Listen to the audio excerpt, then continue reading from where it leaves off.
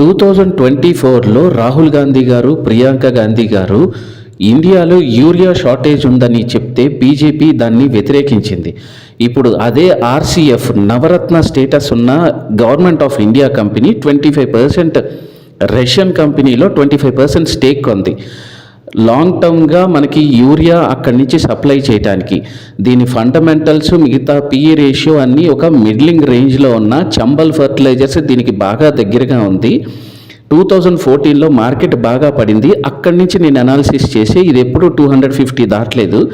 కానీ ఇప్పుడు ఈ డీల్ వల్ల రానున్న 4-5 ఇయర్స్లో ఇది దాదాపుగా 350-400 వెళ్ళొచ్చు. పిఈ రేషియో మీరు మాత్రం ఇంకొకసారి సరిచూసుకోండి. నాకైతే కరెక్ట్గానే అనిపించింది. లాంగ్ టర్మ్కి ఇప్పుడు కూడా ఇన్వెస్ట్ చేయొచ్చు. ఎస్ఐపి మోడ్లో ఇన్వెస్ట్ చేస్తే బాగుంటుంది. యూరియా, కెమికల్స్, ఫర్టిలైజర్స్లో దీనికి ఉండాల్సిన ప్లేస్ ఇది ఉంది. దీంతో పాటు చెప్పాలంటే కోరమండల్ ది బెస్ట్, కానీ అది చాలా హ్యూజ్ రేట్లో ఉంది. 1800 ఉంది కాబట్టి చంబల్ ఫర్టిలైజర్స్ కానీ ఆర్సీఎఫ్ కానీ మీరు ఆప్ట్ చేయండి. అలాగే మీరు మీ రీసెర్చ్ చేయండి.